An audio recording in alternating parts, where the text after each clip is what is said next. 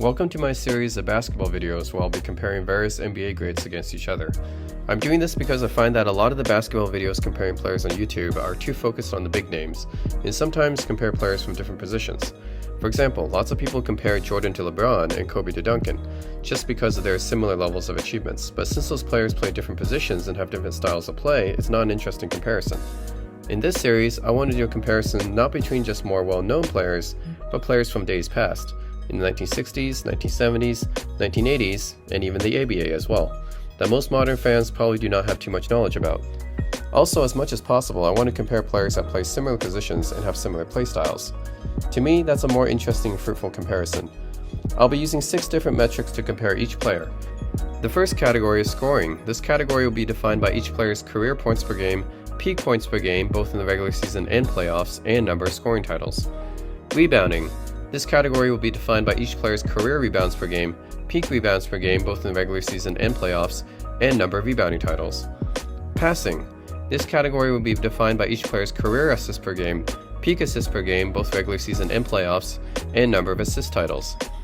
Efficiency and advanced metrics. This category will be defined by each player's career true shooting percentage per and win shares per 48, both in the regular season and playoffs.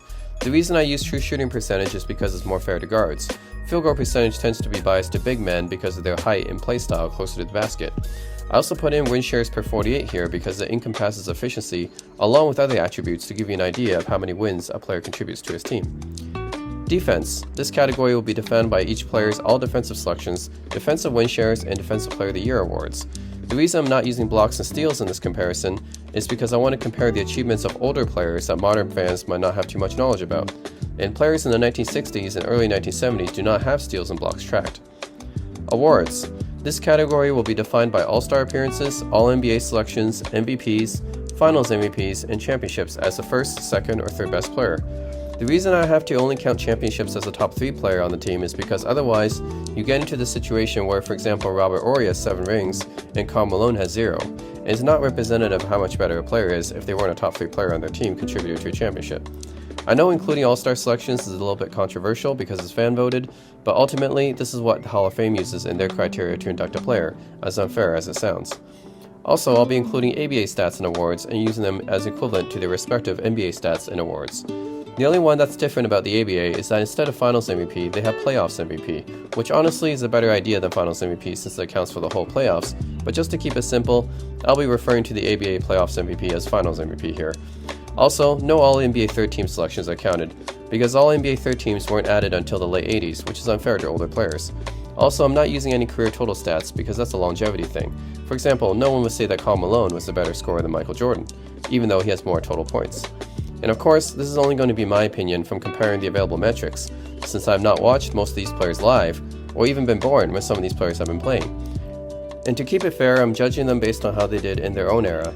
No time travel or what if this NBA player played in today's era or the 1960s, none of that.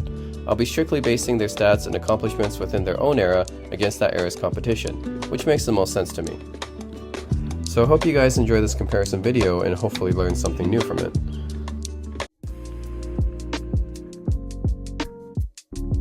The 19th episode in the series looks at 2 underrated star point guards who played in the 1990s, both with incredible handles and playmaking abilities but who have fallen under the radar due to their lack of championships. Kevin Johnson is best known as a dynamic point guard who played for the Phoenix Suns, slashing through defenses while helping them bring to a finals appearance alongside Charles Barkley in the early 90s. While Tim Hardaway broke many players' ankles in the 90s as part of the Run TMC Golden State Warriors squad alongside Mitch Richmond and Chris Mullin, and as part of a solid Miami Heat team alongside Alonzo Mourning. Which player had the better career? Let's find out. In the scoring category, it's fairly close, as both players had an incredible ability to break defenders down and drive to the basket.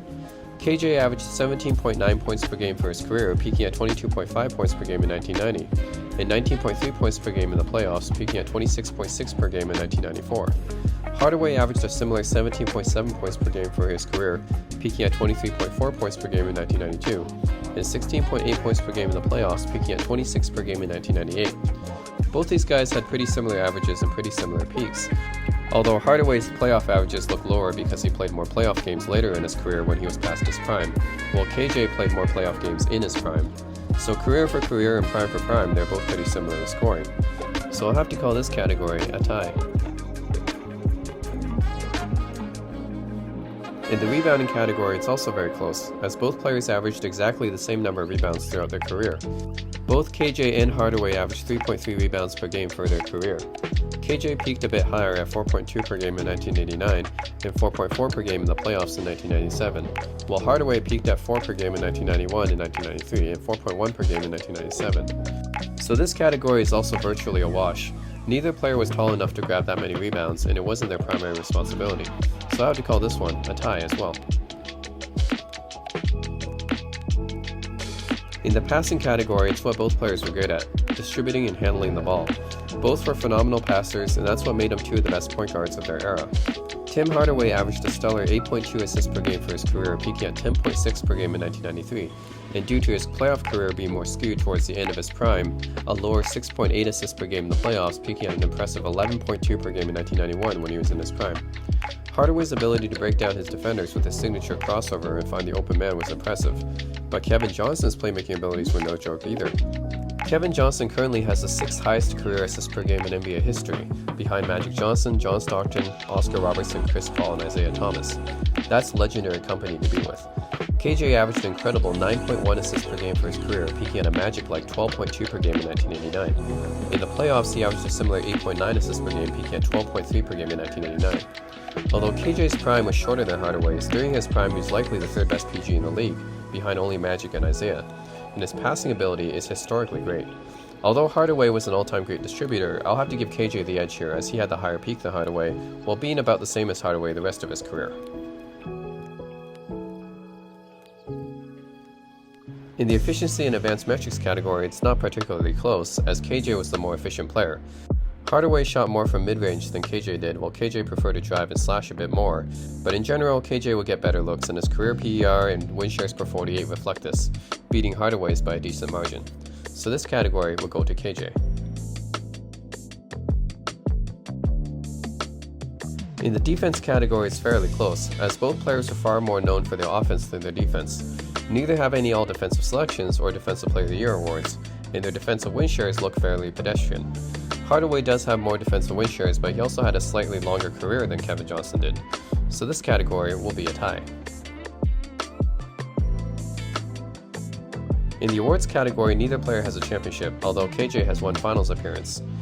Hardaway has 2 more All-Star appearances and an All-NBA first-team selection, whereas KJ only has All-NBA second-team selections. It's very close, and I could call this a tie as well, but KJ's prime was definitely shorter than Hardaway's prime, and thus I'll give Hardaway the slim win here.